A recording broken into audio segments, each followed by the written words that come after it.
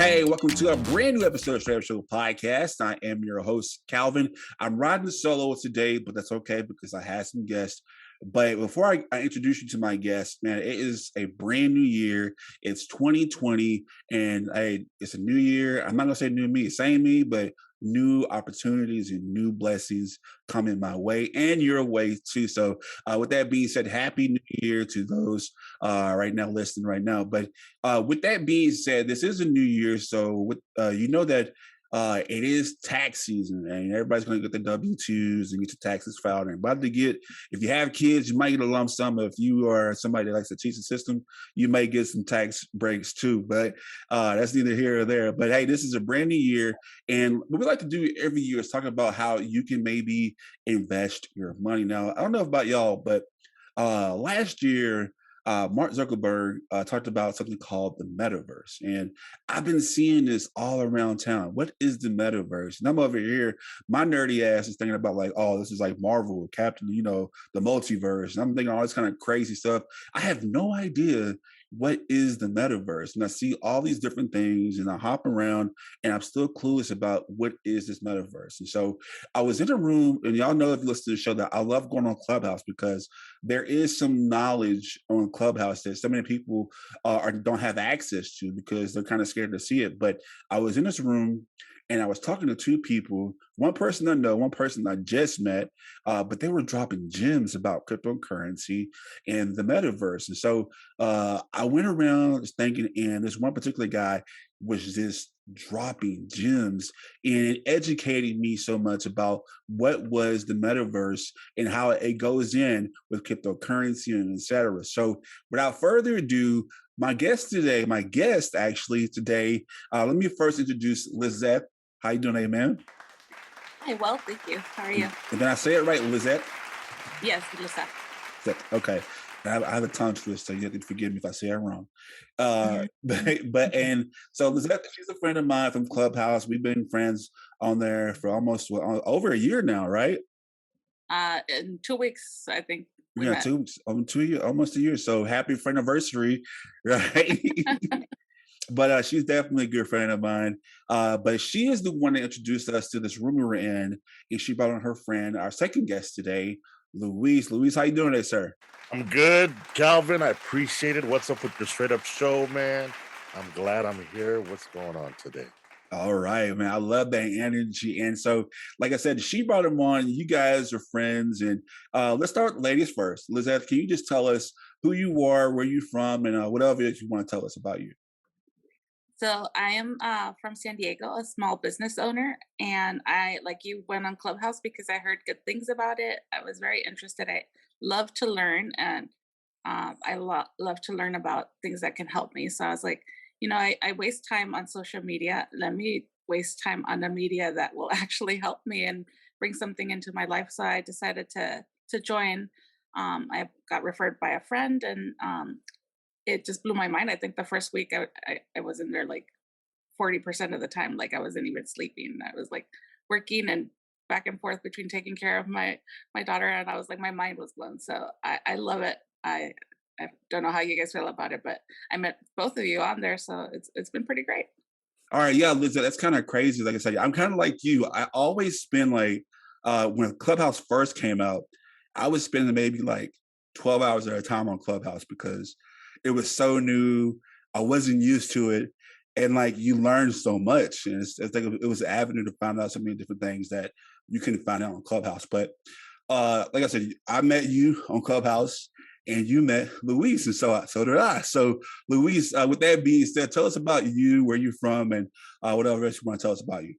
All right. So, yeah, my name is Luis Flores. I am from originally an area called Oxnard, California, about 45 minutes north of Hollywood, depending on traffic. And right out of school, I got into the film industry.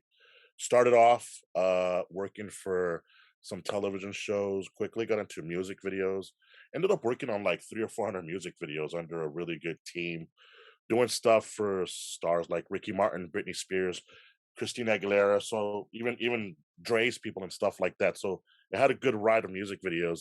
That eventually went off into television shows like American Idol, America's Got Talent, Fear Factor. Fear Factor was popular and cool. But feature films was where my heart was at. So then I got into feature films. I ended up doing, several dozen feature films. Ended up getting the union, and today I have a production company. We do independent and I work union, so I work both sides. Travel the world, and I just cover a lot of television and stuff like that. Some of the more popular stuff today is I've been with the Dallas Cowboys over the last 10 years, producing and directing there. Did Floyd Mayweather Jr.'s documentary. Had a lot of documentary experience. Ronda Rousey, music video documentary stuff like that. So I've got a lot of experience from end to end when it comes to that kind of world. I'm heavy into camera technology. I'm very technologically interested. Develop and innovate. I'm around a badass team. Like my team is off the chain. My boys from LA, and I'd pop off their names, but the list is long. But I'm fortunate that my team is off the chain because they're very well integrated in Hollywood with production, making stuff, and even innovating and designing new technology. I got involved with the camera company called Red Digital Cinema early, and I ended up teaching there for a while. And they really embraced me and treated me good and let me get really involved with the core team of where things were going, learning how to optimize and use their equipment. So I was a very big supporter of that. I've had a lot of Red cameras, probably all of them, with me and my business partner that just recently passed away, unfortunately. Sorry. Rest in peace, Simon. I love you. Sorry. But that's kind of like my background and stuff. Got into virtual reality early. A guy named Ted Shilowitz, who was advanced in lots of technologies. He made G-RAID hard drives. He helped make Red cameras. He was heavily involved with Aja. Ted now is the futurist of Paramount. He was formerly the futurist at Fox Television Studios. He took me under his wing with a couple other guys, and he got us into VR back in like I think 14, maybe 14 or 15, and we adopted really early, and we wanted to build high-end camera acquisition systems for shooting VR. Now that's a fancy word to basically shoot really badass virtual reality experiences. Virtual reality, metaverse, these are integrated and one and all in the same in different Mhm. ways. When they break down metaverse, they call it AR, VR, and all these different acronyms, but they're all kind of integrated. It kind of gives you a background a little bit of Okay. what's going on. Now I'm deep into NFTs and all that, but the metaverse is the entire encompass. Yeah, and let's build off that. And before we do that, let's give a quick second for Simon, right quick, if you don't mind. Just give him.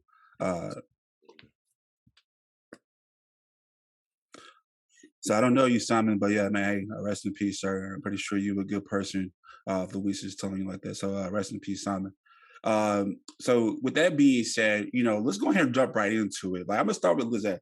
Like Lizeth, can you just break down what is a NFT? I know he just said it, but what is a NFT? I keep hearing this and say, "Hey, get this NFT, NFT, NFT." What is a NFT?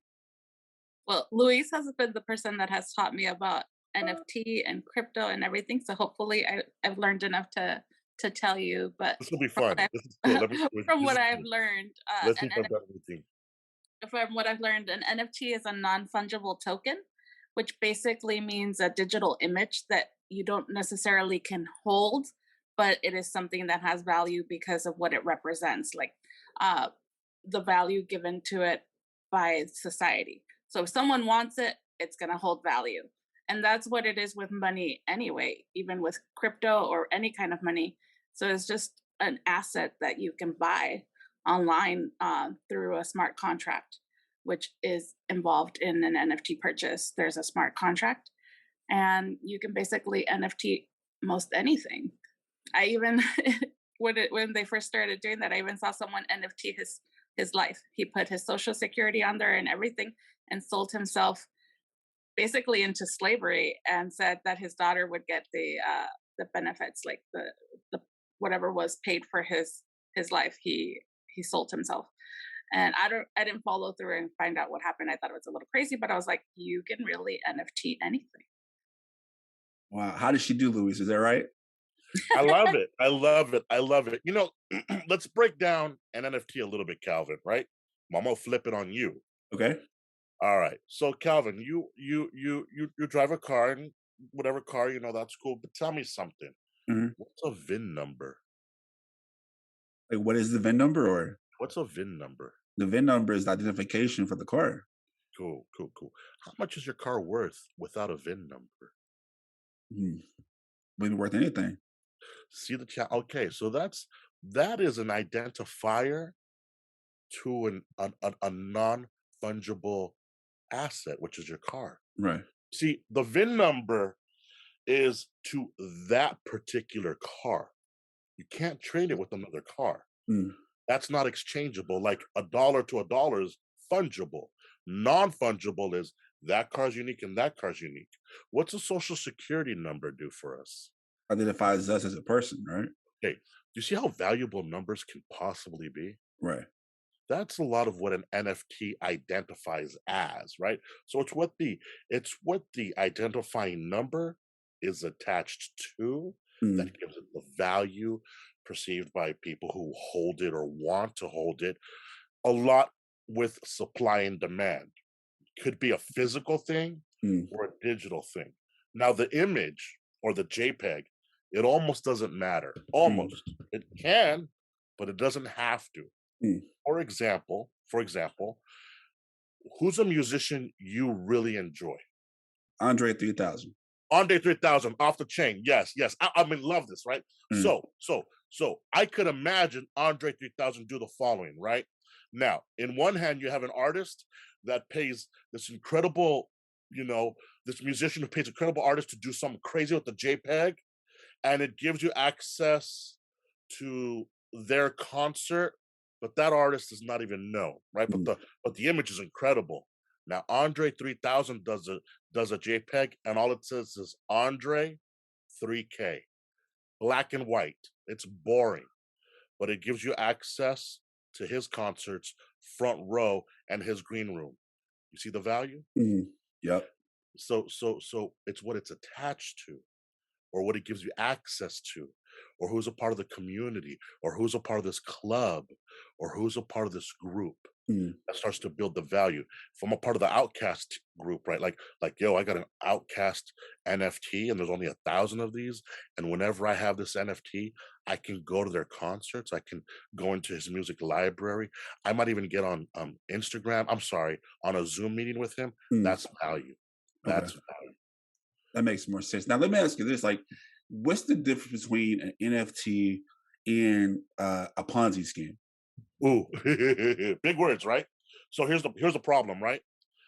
Um, you can have what's called a rug pull, or the rug pulled out from under you and you fall over and you lose it all, right? So some people say that's a rug pull.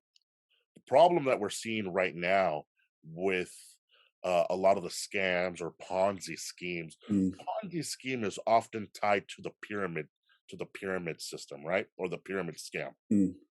which essentially states kind of like, yo, if I'm the first person and I'm going to bring in two people and charge them a fee, right? And they got to bring in two people each. So I go 1 to 2 to 4 to 8 to 16.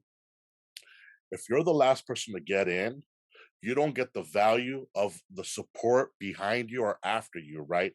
And then I disappear, right? That's one way of a scheme, right? That's one way that people are being scammed. So people are being scammed in the NFT world with fake promises, with promises they can't deliver, or who's behind it, or perhaps they didn't even want to scam you. They Mm. don't know what they're doing. Mm. And they make the mistake, but you believe because the image is dope that you're just automatically going to make money. So it is your responsibility financially and intelligently to look into who's behind it and what am I going to get? What's the utility? What is this NFT going to do for me? What can I do for the NFT community? Mm. Goes both ways. And that makes much sense. But so one thing both of y'all hit on it first. You mentioned cryptocurrency, like, and Lizeth, you can take this one if you want, or either one of y'all can. But like, what's the connection between an NFT and cryptocurrency? The major connection that I would see is you need cryptocurrency to purchase an NFT. So you can't just show up with a dollar. I mean, I think there could possibly be some, I could be wrong, but primarily you purchase either an Ethereum or Solana. Those are the two cryptocurrencies that are primarily being used to purchase NFTs. So that would be the biggest correlation. So when you purchase and sell, that's how you pay. And also the gas fees that are involved, so transaction fees, they're all in crypto. Okay, wow. You know what? This is a lot to take on, y'all. This don't go anywhere. We're gonna have more of Lizeth and Louise on the other side of the break. This is the Straight Up Show podcast. Make sure you stay tuned on the other side of the break. Yeah.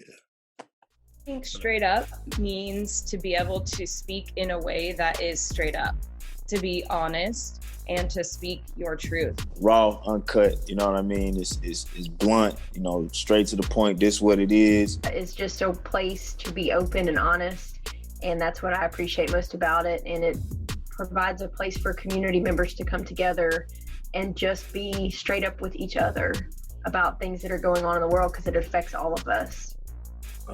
Unfiltered, raw, with all the cursing that Calvin does. Straight up is just being real, telling it like it is, you know, being you.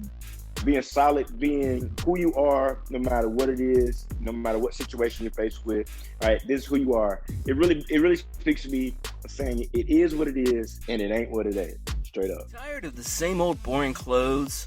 Want to support your favorite podcast but don't know how? Well, you're in luck. The Straight Up Show podcast store is finally here. In our Teespring shop, you can find all the merch that tells the world you're keeping it straight up. From t-shirts to masks to even leggings, our store has you covered. Just visit straightupshowpodcast.com and click that merchandise button. That's STR8UP.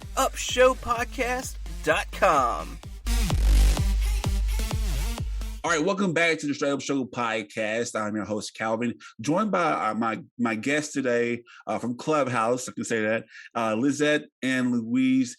They are definitely experienced with cryptocurrency and NFTs and now metaverse. So I had them on the show today, giving us some educating us the right way. And I want to do this because I want our community, Louise and Lizeth are part of the Hispanic community, and I'm part of the Black community. So I want to give back to not only just our community, but other people as well too, because it really bothers me, and I might get some hate for this, but it really bothers me that some of our communities, it's tax season right now, as I said before, but they get the money that they have, and instead of investing in, not even in a savings account, you go out and buy something stupid like a Cadillac or a Charger, or that eventually, you pay that bulk of money for it, but you can't make the monthly payments. So there's not really an investment if you buy up front and then you have to sell it back to the place you bought it from. So I want to do this because we need to be more educated when it comes to finances and our money. And I know, no digging my parents, but my parents weren't financially literate. And me growing up right now, I'm learning so much about financial literacy that I want to make sure that my kids know what to do now. So this is what the show is about, is giving back not only to our community, but our generation of kids and our families. And maybe my parents are still alive right now. Maybe they can learn something going forward before they pass on. So we have Louise and we have Lizeth today. Thank you so much once again for joining today. What's up, Calvin? You're welcome. Thanks for having us. Yeah. Okay, so we're talking about NFTs, and Louise and Lizeth broke it down. So you kind of had the outcast comparison. Lizeth, you said that you met a guy that actually, or you talked to a guy, or a guy that said he valued his life as an NFT. So with that being said, and either one of y'all could take this question. So how valuable, what is the value of an NFT or having an NFT? What is the value of having an NFT? Okay. I'm gonna have fun with this, Calvin, a little bit different because Outkast is one of my favorite groups of all time. Right. So we're gonna have a little fun right here, right? So check this out. I've been in the music. I've even worked with Andre before, so I really love this dude a lot, right? And for musicians and the music industry, I want them to pay attention to the following. NFTs are going to fuck up the record labels, the entire music industry, the entire studio system, and the systems that we are traditionally used to forever. I'm going to break that down a little bit. It's going to destroy it. It's going to destroy it. And here's why. Here's why. Now, pay attention closely for anybody who's into that, okay?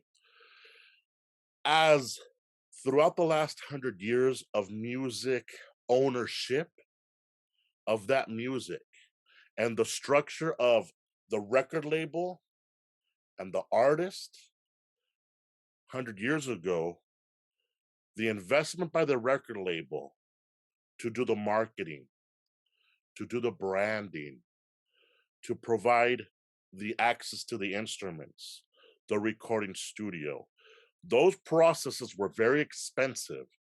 So the record label took on that responsibility, that investment, so they retained a large portion of that final value in the contract structure.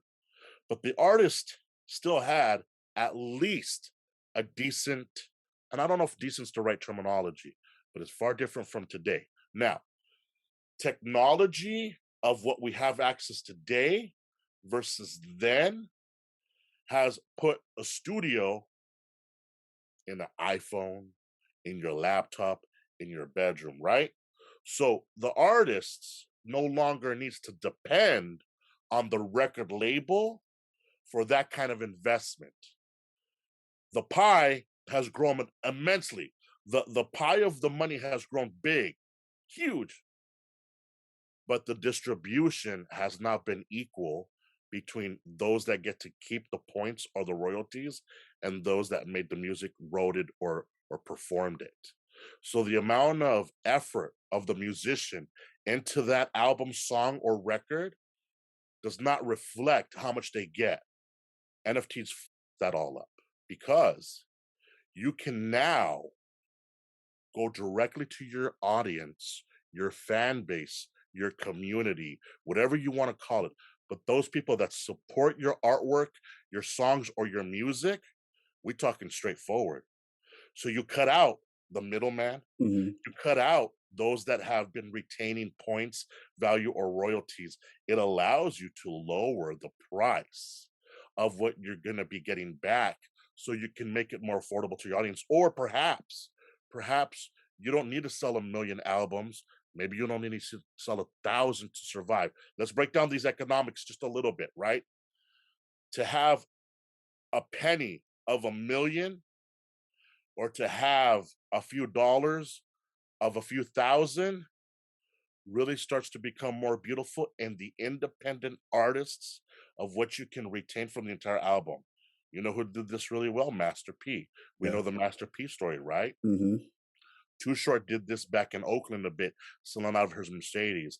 The independent artist breakthrough that we got to see in the late 90s and into the 2000s showed us that you can be independent and you can be successful in the music game.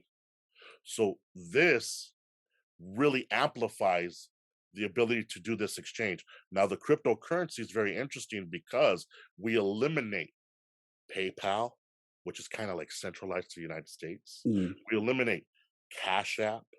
When I say eliminate, you don't need that. Now, you can send cryptocurrency and you can accept it from throughout the world. We're talking in America. I don't know how many Americans we have. I'm guessing 350 million. Don't quote me, something like that, right? Let's just say we have 350 million Americans. We got a couple billion people throughout the world. Give me access to the billions of people throughout the world. They can pay me in crypto a very small amount. Mm. You expand your fan base capabilities. And if you know how to market yourself, you remove the necessity of the record label. If you know how to optimize Instagram, TikTok, social media, if you do your own work, that's where you start to win. Is this coming through straight? It does. It makes perfect sense. It's kind of like cryptocurrency itself. Like you don't have to have your money at the bank value or have it in a bank and you have access to it. It makes perfect sense. I see why Lizeth go to Luis, because man, he's so knowledgeable. Yeah, it makes perfect sense. So basically, the value in NFT is like you part of it, and like is this kind of like why a lot of artists now want their own masters and stuff like that? Yeah. No, 100%, right? When your own masters, make your own masters, have it break down. Now, let's dive, man. You got me with Andre 3000. I'm gonna go back to the again, okay? So I'm gonna ask you because it's gonna because I want this to open up in your head, and you're gonna be able to tell your listeners how you understand it, right? Southern playalistic Cadillac, Catalytic. right? Mm-hmm. Like what was it, like 96, 97? Mm-hmm. Right? Like this is one of my favorite songs, albums of all time, right? Now, if Andre said I'm gonna do an NFT, right? With sorry? Big Boy, right? Yeah, Big Okay. Boy. If Andre wanted to do just the NFT with Big Boy, and he said, "Look, I'm doing 100 of these NFTs, and it just has that album cover, right? And now follow me here." And he says to his fan base, I'm probably gonna get it right, for $25, you can download the album. That's cool. I could also rip it off, but follow me now. You can download the album. Now, only his loving fans, which he'll probably sell out anyways, are going to get it out of appreciation to say a flex move. I got that album, but we're not talking about the jump in value yet. Mm. I wish I got to hang out with them and they said, Luis, what are we going to do? What are we going to do with this NFT world? I'll be like, yo, let's try something dope. One, whether you sell $1 million NFTs or not, it's not going to make you or break you. Can we agree on that? They'll be like, all right, I hear you, right? You're financially set. Both of you are financially set, right? Cool. Then let's take the opportunity to really get the fans to recognize from an artist perspective how much you appreciate they had your back. Give it away at $10 per NFT. Check this out. Make it simple, but you're going to have a plan. Before you launch, let's talk about January to December. Okay, if we're going to launch right now, let's not talk about every month, but I want you, Andre and Big Boy, to prepare to give to your fan base every single month something they would not be able to get anywhere else. Okay, cool. So it's $1,000, $10 a piece, right? We're talking, this is not real valuable to anybody, but here's what we're doing, right? So you buy one, we buy 5 each. I buy 5 and you buy 5. $50. Oh my God, that's like, lunch for some people with their girlfriend. Quick, you spend $50. Very realistic. All right. And it's the album, and with it, it's signed, the signed album. You're like, we really got it for nostalgic reasons.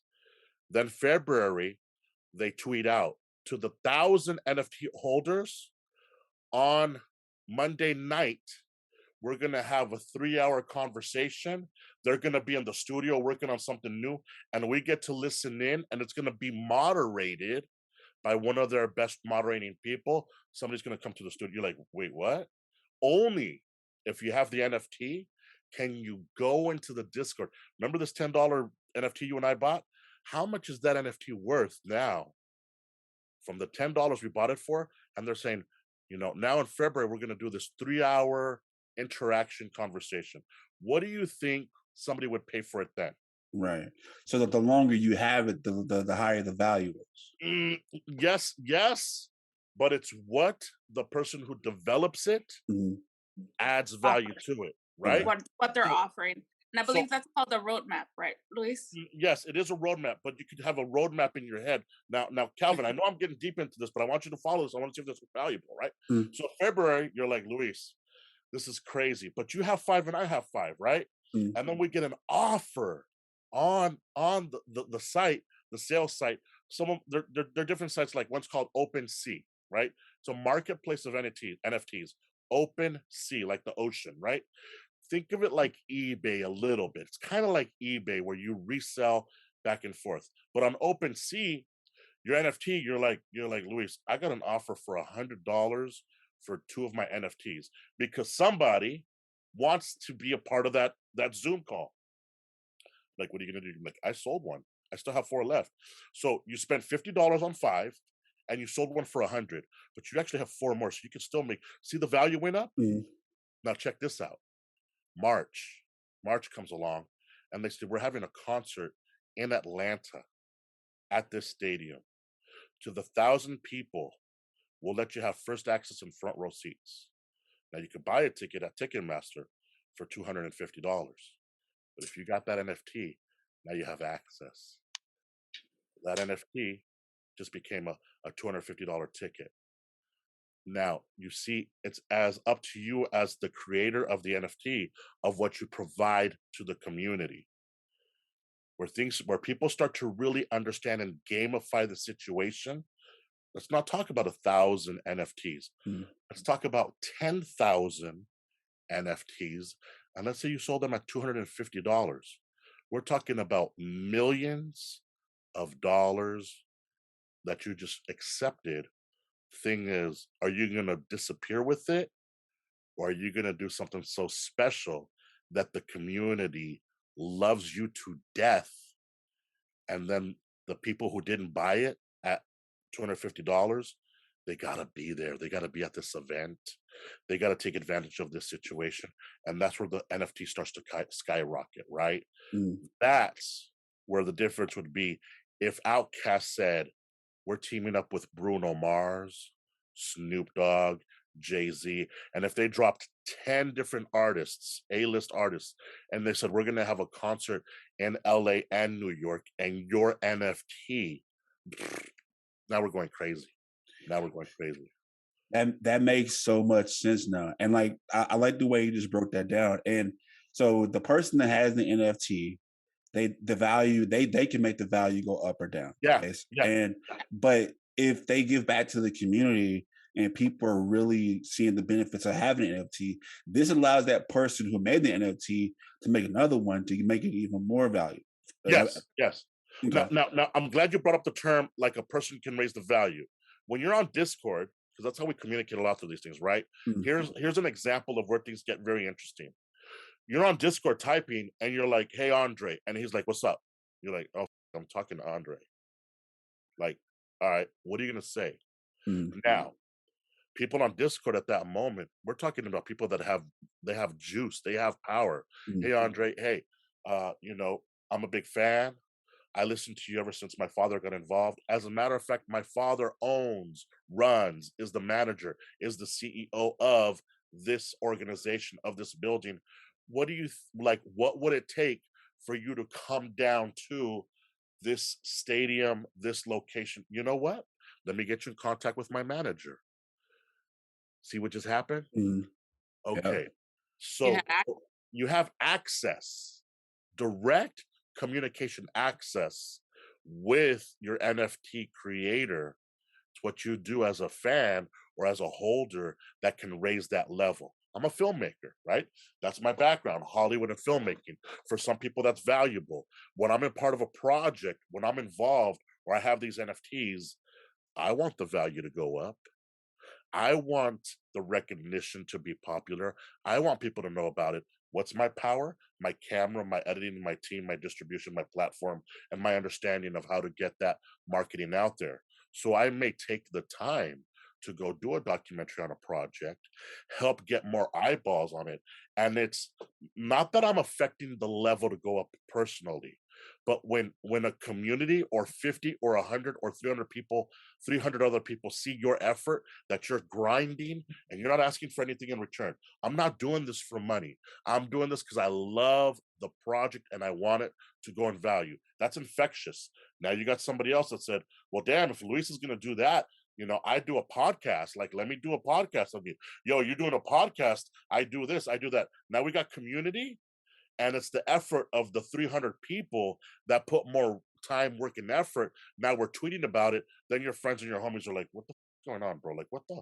And you're like, yo, I don't know how or when This went from $250 to 10 G's, but that's where we're at right now. And we're going to keep rocking and moving with this and pushing it forward as a group of effort of all these people behind it. That's a fan base. Wow, that makes it Heavy, right? It's a lot, right? Yeah. Now it makes more sense now. And listen, can you remind us what the acronym means again for NFT? Non-fungible token. Non-fungible token, man. And now you can see the valuable, or my bad, excuse me.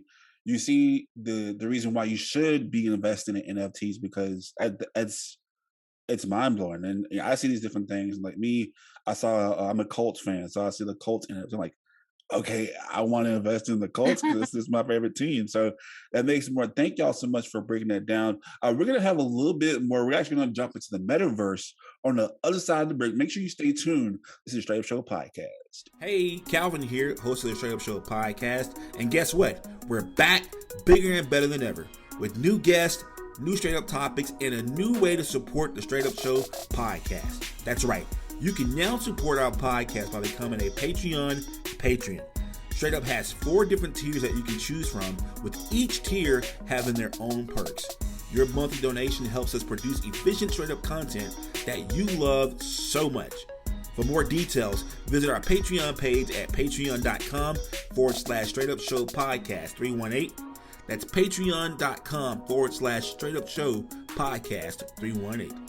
I'm Sultan Salahuddin from Southside Season 2 out right now. Make sure you tune in to the Straight Up Show Podcast, because that's where it's happening. You dig? All right, we're back on the Straight Up Show Podcast. I'm your host, Calvin, joined again today with Louise and Lizeth. They've been killing it. They've been giving us a lot of knowledge about NFTs and cryptocurrency. And before we get started, Lizeth actually want to give us more information. What do you want to say? So earlier you asked about how the NFTs applied to music and independent artists. And I recently saw something, I think it was on Instagram, about how the NFT is the most dangerous thing to happen to the record labels in recent history. It's not TikTok, it's not any of that, because the NFT allows the control of power and the money breakdown, where before the label company would keep 80% and the artist would get 20. And now the artist can NFT their music and keep 80% of the money and only give out 20% to the people behind the project.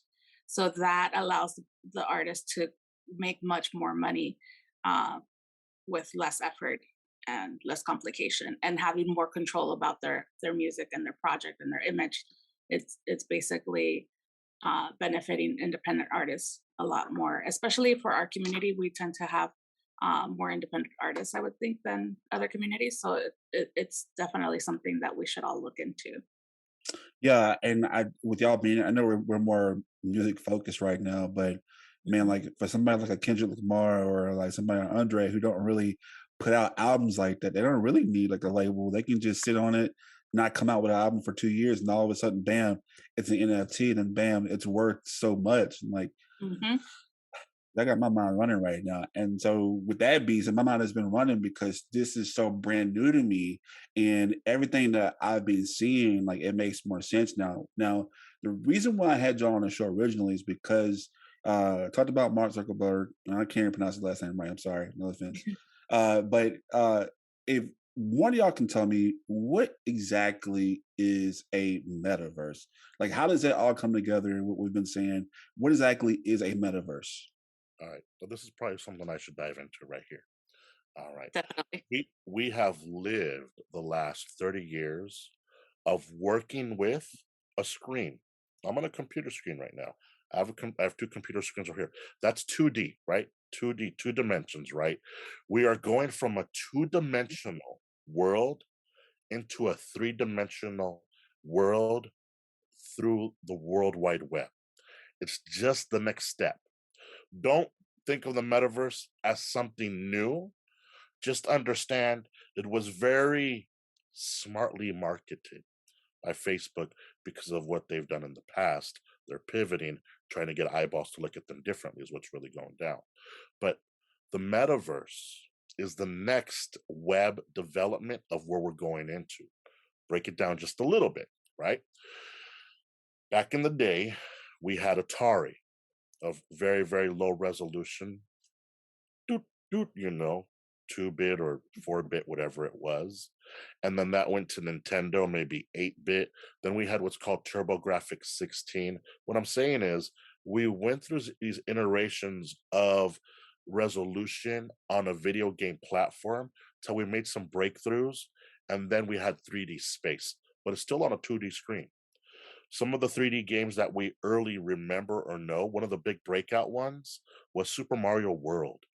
In Super Mario World, you work through a 3D world, right?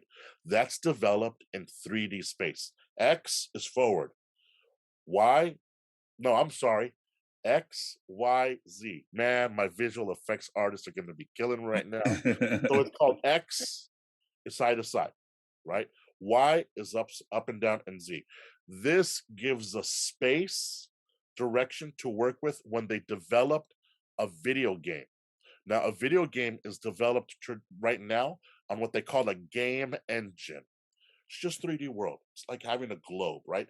In 3D space. And you develop it in the space. Now let's connect it to the computer and the metaverse.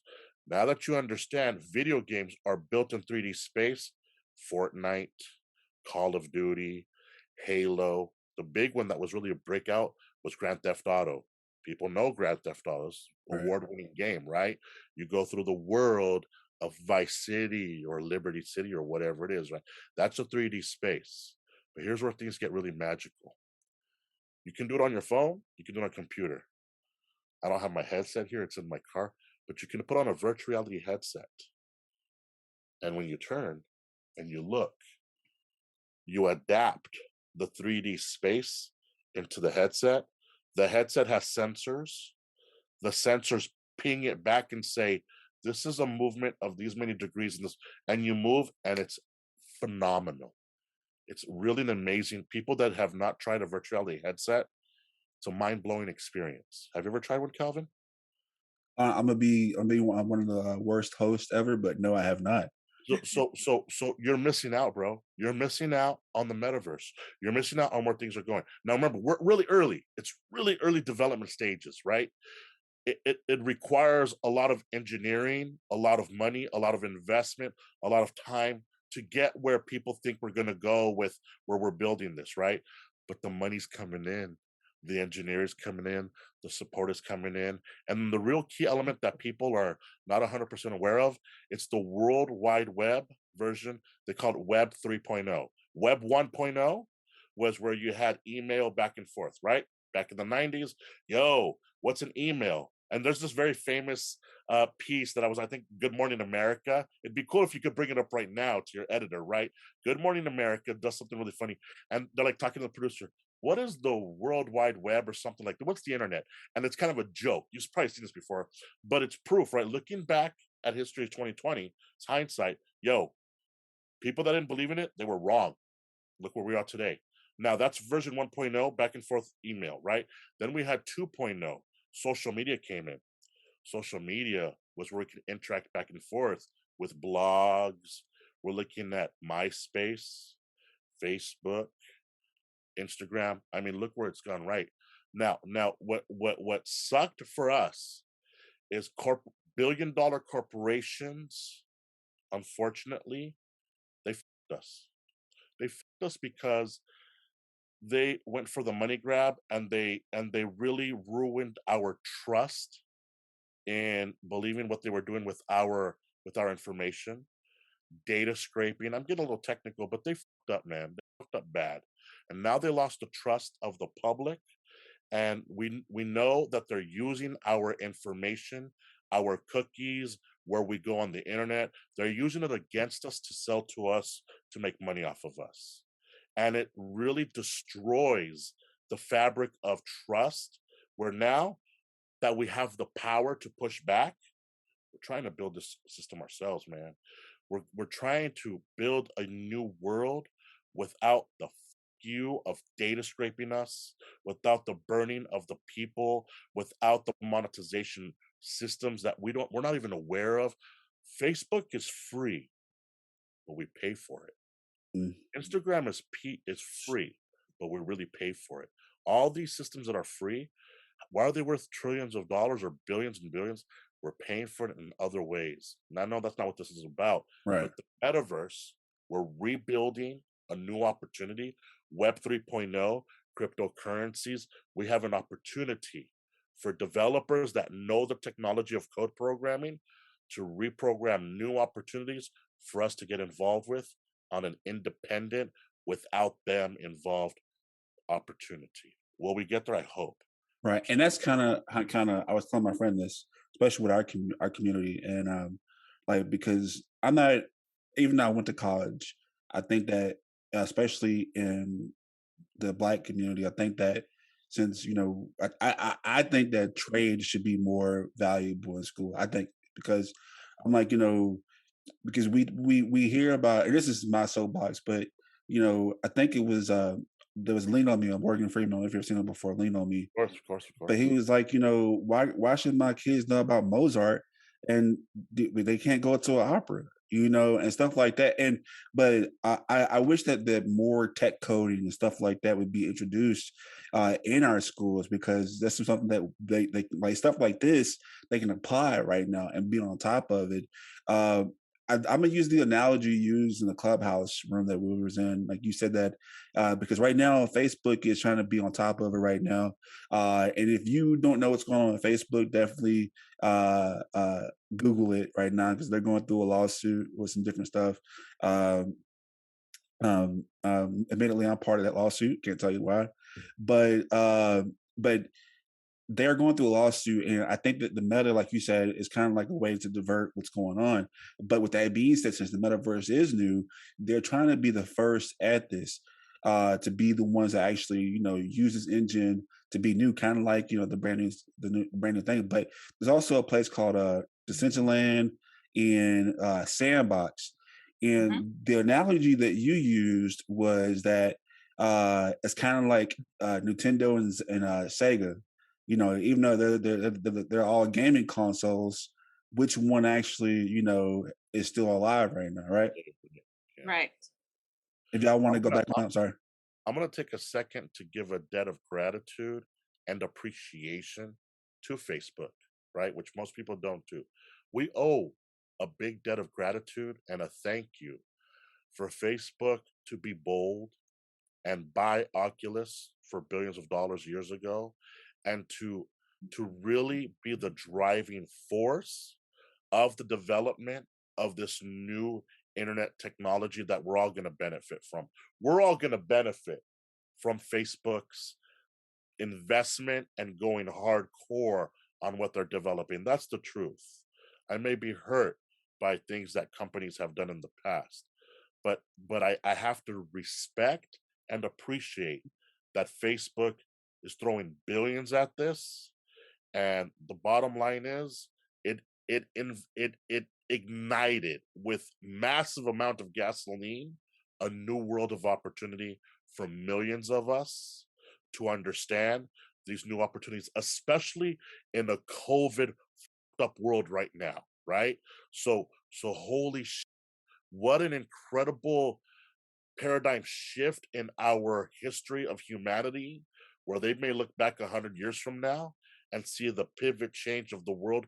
COVID, how it shut down the world, and how humans went to Clubhouse in the these technologies, and we communicated, and we found a new destination of rebuilding humanity, which will be in a web digital world that has 3D capabilities that you can call the metaverse.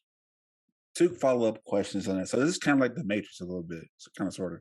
Yeah, I was going to say that. Kind of like the Matrix. Actually, I haven't been in any virtual reality experience as well, but I have seen Avatar and I've seen the Matrix, and I think those are the 2 that kind of give me the better sense of what it will be like moving forward. It gives you hope. It gives you glimmer and hope. Now, these are done at a very high level, and these are 2 different ways of looking at it. But the Matrix is in a digital world, and these are avatars. Avatar, the name, it's what we're going to be. We're going to be avatars in that world. Now, Simon, my partner who passed away, he was a part of Avatar. His wife was the production, I believe it was titled production manager, right? So I have a good relationship with Avatar. They rented some of my gear. I'm gonna be the first to try to say this publicly right now. Avatar is gonna blow everybody away. And today is what, January 5th, Yeah. 2021. When Avatar 2, 3, 4, and 5 come out, James Cameron is a fucking beast among beasts. And what he's doing with Avatar is gonna, and Disney and the support and the technology, it's gonna blow. Calling it right now, it's gonna blow away everybody and go, yo, this is fucking crazy. And it'll help us understand what financial backing can do for a vision like James Cameron, to help us understand perhaps in the future of where we're going to maneuver and to develop the new metaverse space. Look out for Avatar 2. It's going to be fucking crazy. I know this because I have a real understanding of kind of where he's taking it with technology, and it's his metaverse. It's just not called metaverse. It's called Avatar. And that's why it took so long to make it. So I definitely understand that. And I understand it's kind of around going full circle now why it's important to have these investments, because it's not, and like I said, just giving back to our community, but it's about 10 years from now. It's about when we're long gone, what kind of investments are we doing for ourselves? But another follow-up question is, like, you said that the metaverse, you're grateful for it and it has different benefits. Just, if you can give like a simple benefit for the everyday man, what would be a simple benefit for the everyday man for having a metaverse or being part of the metaverse? Wow, what a broad question. I need to have a better context of what does that everyday man do. Maybe we can kind of narrow that down a little bit. I know that part of it, I know that the two things, this guy, I think Lizeth was said it, he was in the room when we talked about it, but this man bought paid like almost $1,500 or $500, $500,000 to have property right next to Snoop Dogg. You remember that? I don't know if, Remember? Okay. Yeah. So that's traffic. That's traffic.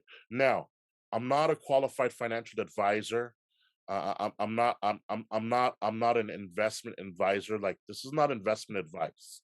What I'm going to share with your audience next is what people are hoping and what they're putting their money into, because many of them feel that this is where the value is going to gain. Here's what some people are doing. Snoop Dogg, 66 million Instagram followers, right? Snoop Dogg, more Grammys than I can remember, more awards, and Snoop Dogg is Snoop Dogg. So the value of your property is really influenced by who's around you. When you buy a house, if you could be next to a Walmart, if you could be next to a university, there's value behind that. If you could be next to a lake that's popular, there's value behind that. If you buy a house in the desert and there's nobody within 100 miles, maybe it doesn't have that same value. Similar effect is going to happen in Decentraland, crypto voxels. If you build a virtual space in that metaverse and people have to go find you, might be hard. But if Snoop Dogg has other people naturally in that space and all they have to do is click a button and in 2 seconds they're accidentally in your space, that's just prime real estate. And monopoly kind of sort of. Yeah, like virtual monopoly. Virtual monopoly. Yeah. So Wow. it's the prime real estate of who you're around. Therefore, a lot of companies are spending a lot of money to be close to Snoop Dogg because he attracts people. This is going to continue to happen. People will spend a lot of money on a digital real estate space because you want to put your vision there next to somebody that has a lot of foot traffic. It's just foot traffic, but it's beneficial if you have something to offer. All right, Lizette, what were you saying? I'm sorry, what was that? Yeah, did you have something to say, or? Yes, I think I was mentioning how in Decentraland you can actually lease the spaces. So for people that have a vision of like, I want to do this, but they don't have the right resources, you can still not be left out. You can do a lease and build maybe whatever project you're envisioning on the metaverse without fully committing to the price. Like maybe you just either don't have it or don't want to risk it. they do have the option to lease. So I think that that's even good news for our community, is that we can start a project without having the $20,000-$30,000 to buy the plot of land virtually. And this is kind of going back full circle. Once again, we can use music as we've been doing so far. But like, say if you have this lease land, right, and you want to do, and I think Ed Sheeran did it, Taylor Swift did it, and some more people did it. Like, Pokemon Go is kind of like a metaverse, and they had an Ed Sheeran concert. So if you were part of this metaverse, and correct me if I'm wrong, like you can lease one of these properties and have a virtual concert. So thank you if you're an independent artist, you people who are getting that foot traffic, like Luis was saying. Like if you lease that property right next to Snoop Dogg and you have a virtual concert, people who are visiting the virtual land, they can see your stuff and then they can put that investments in your music. And so, am I right? Is that correct? Yeah. Wow, I think I get it. I think I get it all now. It's marketing. It's eyeballs. It's strategically placing yourself in the best position to have the potential of somebody to invest in whatever you're offering. Music, somebody to listen, right? A new person to walk by and go, what's that beat? What's that song? Let me listen to this. Maybe you'll make a sale. But you want to be in the right position as best as you can be. Okay. Location. Yeah. That's nothing new. Any real estate agent can tell you that. Location in the digital world. Wow, we are really. Yeah, it is important. It is important. We really are stepping to the matrix. It is not the only thing, but it can really advance you fast into a successful position. Let me break it down a little bit, right? So you have the money, but you don't have the resources to be in a popular area, right? Well, you're gonna have developers walk through your space. You're on a headset, like you're in your phone, you're on a headset. You're like, hey, what's up? You're like, hey, what's up? You hear a voice, that's human interaction. Yo, what's up? Maybe you like that voice. Maybe that voice resonates with something you like. You read their name. You find their name clever. Music. Whatever. Music superstar. You're like, oh, you're a musician. Yeah, yo. I've been in the music. Now you're just conversating. Now, when they're looking at your space, the moment you say what your need is, man, I need an artist to come through. I need a developer to help me build this. I need a 3D developer. I wish I could. That person would be like, you know what? I might have someone for you. You find solutions so fast because you're communicating with people who bring value and opportunities.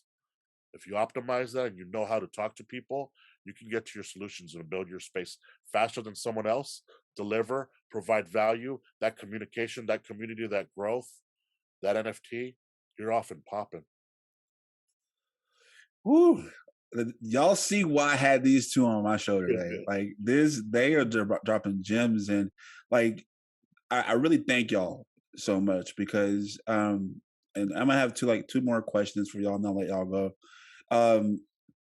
So well, one thing about the metaverse right quick. I think as you were saying that it's right now people are putting investments in the metaverse, but right now and correct me if I'm wrong, it's more expensive to try to build it your own right now, right? Oh yeah, it's very expensive. But you have the flexibility, you have the control, you have the power. These are just video game developers, man. The best metaverse developers are video game developers, and they're in high demand. And video games, people don't know. Video games make more money than music, television, movies, and entertainment all put together. The video game world blows that out of the water as far as the return on investments go and the value out there.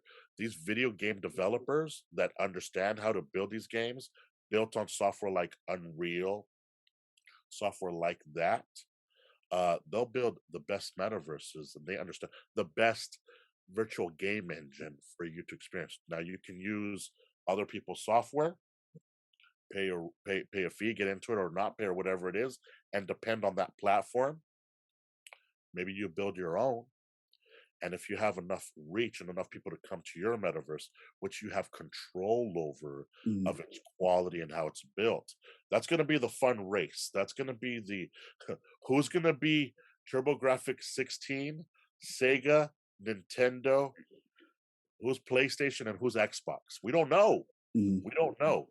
We don't know who's going to be Toys R Us, Kmart, and we don't know who's going to be Amazon. But Amazon is coming. Oh yeah. What I mean by that is somebody in the middle of somewhere that's probably a young age right now is going to bring us the value of Tesla breaking the industry, the value of Amazon, the value of eBay, these big billion-dollar transformative things throughout the world.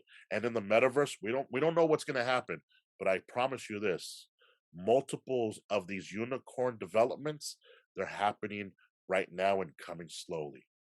It's way different. Just look at the last 6 years to where we are today.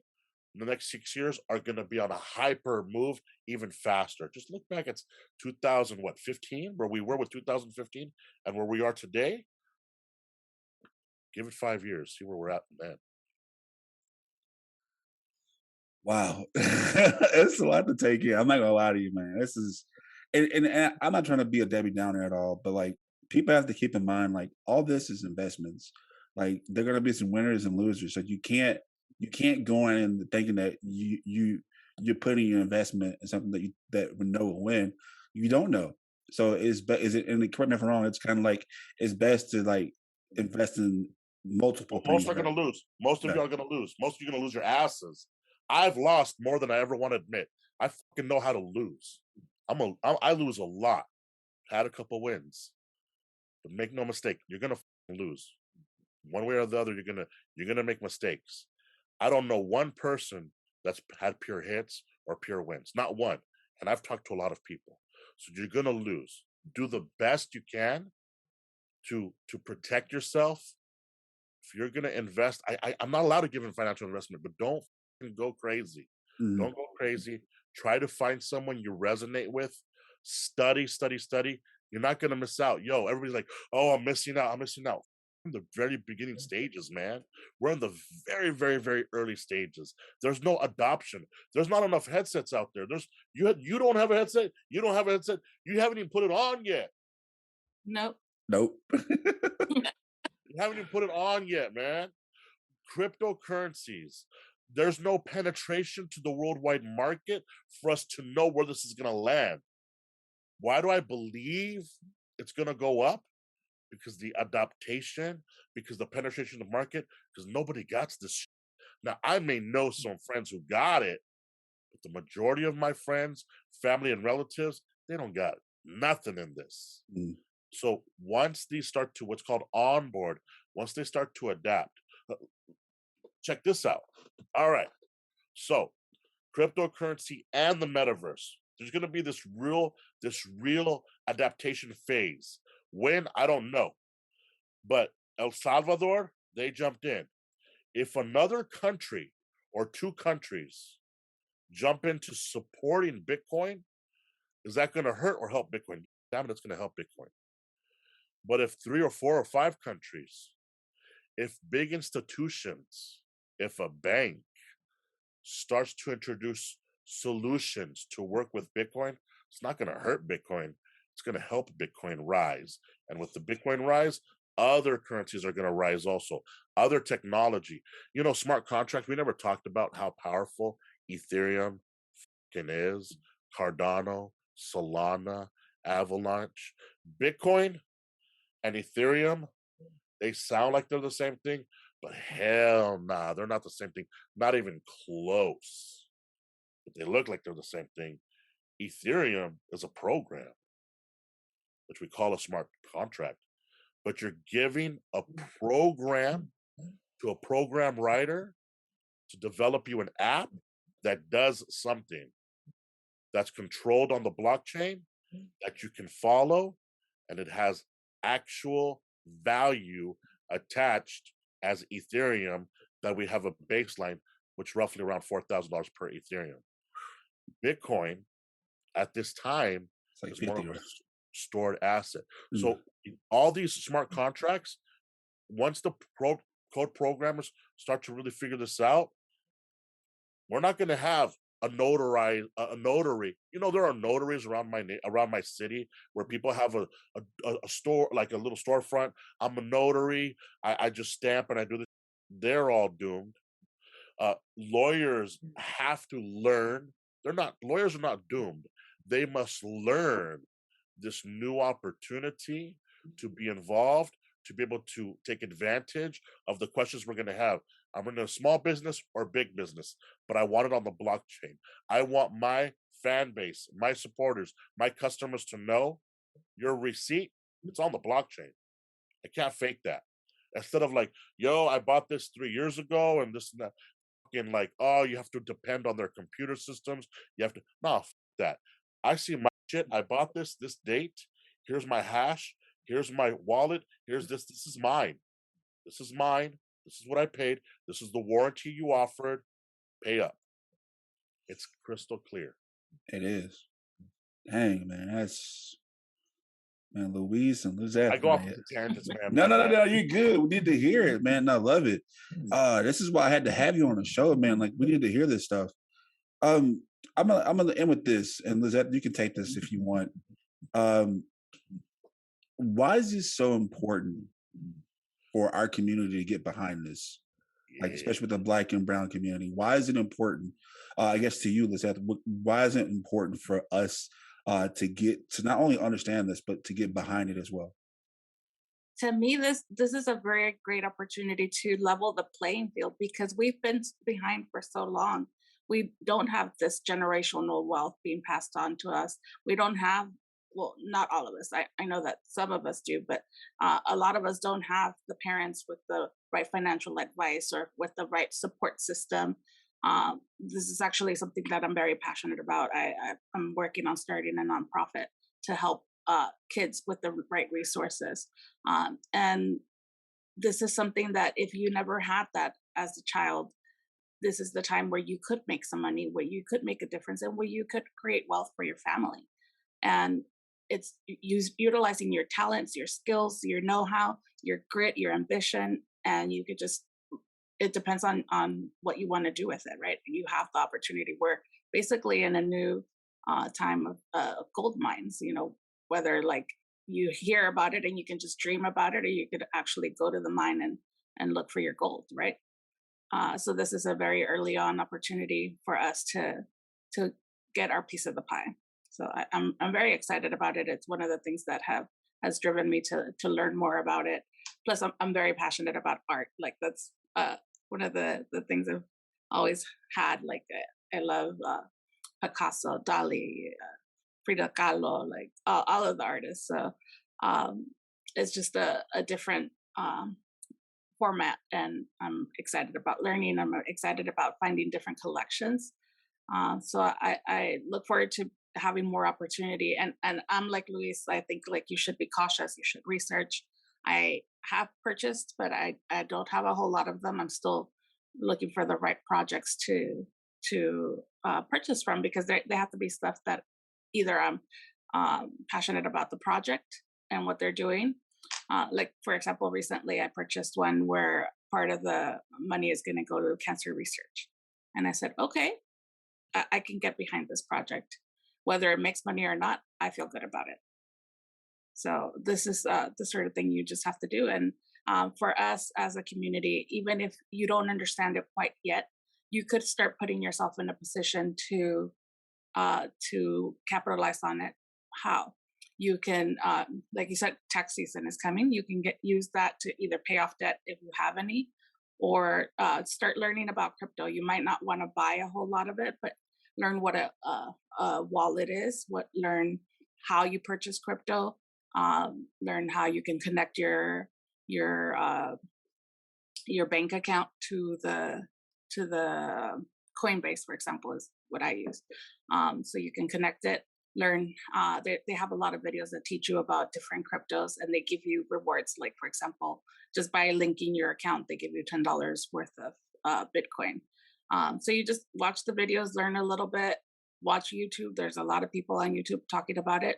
You can start picking out the BS from the actual stuff, and you can ask friends that have been in the Bitcoin or in the crypto scene for a while, who they listen to or what makes sense, and you'll find people that you can learn from, and just start positioning yourself in a place for once you get it, once you're like, hey, this is the project I want to invest in, you're ready. You have your wallet, you have your crypto, and you're ready to invest. This is the most important piece of it all for me, right? Latino, Mexican background, right? But I'm very proud to be an American, right? But my brothers in my African community, let's make no mistake. The African American community and the Latino community, we're funny, man. We're the funniest motherfuckers out there. We're quite possibly the most talented. It's fascinating to listen to rappers, hip hop heads in a group. How the jive, the talk, it's a talent, man. It's a talent to be able to communicate the way we do.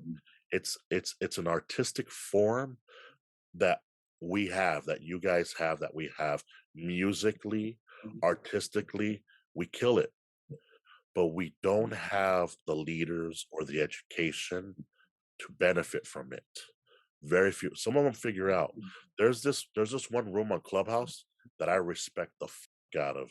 I think it's called Black Billionaires Community Group or something like that, like Black Billionaire Group, something like that.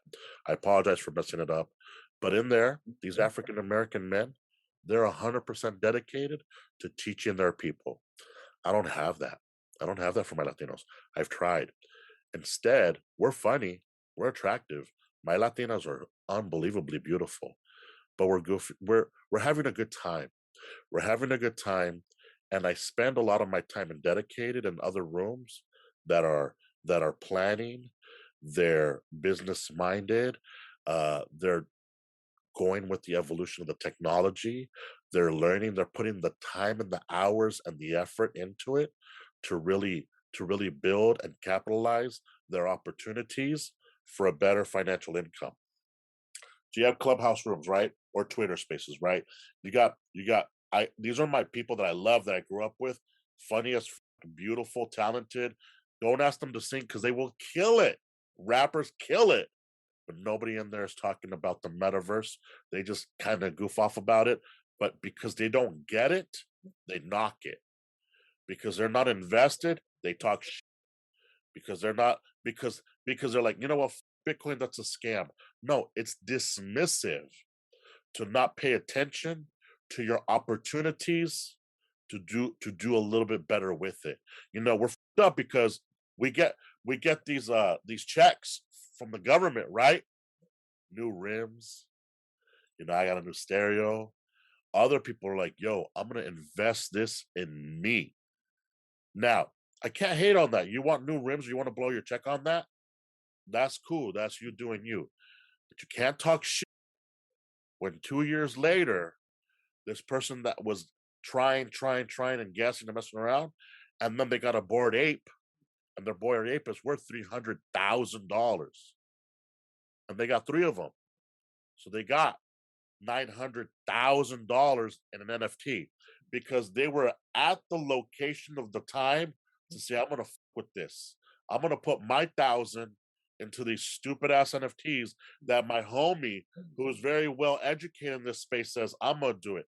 I got a lot of friends with a lot of Bored Apes. They're worth millions. They may not have converted and been millionaires. Some of them have sold them to pay for their weddings and stuff like that. My friends are sitting on millions of dollars of NFT assets because they wanted something different for their life. I love being in the rooms with our community, but very rarely are the conversations of what's changing in the world and how do we take advantage. If we took it serious, we would flip the whole game on itself. I don't have to say anything else than what hip hop did to the music world. Right? It was all about rock and roll. Then hip hop came through. They were talking shit. Look where hip hop is now. It may have evolved a little bit, but it really has become a staple, a cultural difference. You know, look at other worlds and other countries and other cultures. They're they want to be like Americans. What do they really want to be like? They want to be like hip hop heads. They want to look and act and talk and sing. You know, the most look at the most popular music group today. They're Korean. Who do they remind us of? The musicians that we were part of. And these musicians, whether you want to say it was NSYNC or it was any of these later groups, hell no. We got to talk about Temptations. We got to talk about Motown. Let's keep it real. Let's talk about what really revolutionized these musicians came from Motown. Make no mistake about it. The music industry got to see what these artists did. The Manhattans. All of these artists, these are Black musicians, man. So the world evolves by the art we can do, but we don't have good leadership or pay attention to how we could take advantage of it. I work really hard with Lizeth to talk to anybody like you, try to share what's going on, do your thing. Yo, you can do this. Yo, Luis, I'm too late on Bitcoin. Hell no, you're not. What you got? You got $100? Yeah, but I'm too late. Nah. Don't try to get the whole Bitcoin, bro. You don't need the whole Bitcoin. It's all right to go with a slither or a piece. Understand it, dip your foot in it, right? You don't have to go crazy on the NFTs. Buy an NFT, spend $50, buy an NFT, and understand what it is. If later you decide, yo, it's not for me, I respect that. But don't look back 5 years from now and say, why didn't I do it then? Like, don't do that. Don't look back and do that. Invest a little bit of time, go down the rabbit hole, go on Google. What is an NFT? Find somebody you resonate, listen to them, watch this. What's an NFT? Find me, find Lizeth. We're out there. We're not hard to find. We're on Twitter. I've never been in the position where it's not competition and we all win. I want every single person to dive into it because the bigger the adoption of the community, the more we all win. There's no competition here. It's a lot of love. I need people to ape in, to dive in, because then we all trying to get somewhere together better, and we're not controlled. Remember that pie where the majority went to just the 1%ers or the executives or the CEOs? That shit's in trouble. We're gonna redistribute the wealth, redistribute the opportunities, reduce costs, reduce the. I don't need to sell 1,000 albums to get 7 cents per album. TLC got burned on their contracts, right? TLC got burned. We don't have to do these things anymore. Ice Cube left NWA because of the control mechanisms on these things, right? Dr. Dre caught on later, but they did it. So now we learned. There's documentaries you can learn this. So maybe you don't need to do 1 million sales. Maybe you're cool with 5,000 sales. 5,000 sales, but you keep the majority of it. Sorry, man, I go on rants, but no, you're good. No, you're good. You're good.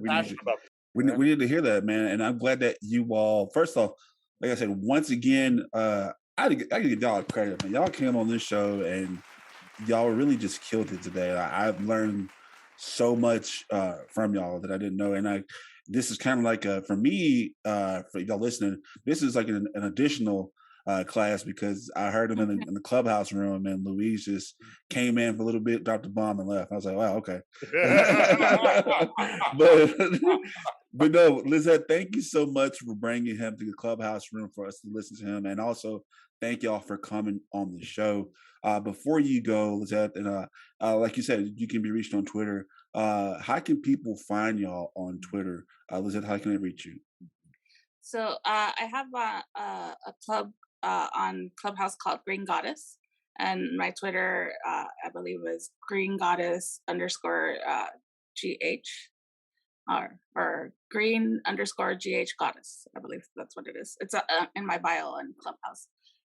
And I do have a green home and garden goddess at Instagram. So it's green _home _ garden, and _garden goddess on Instagram.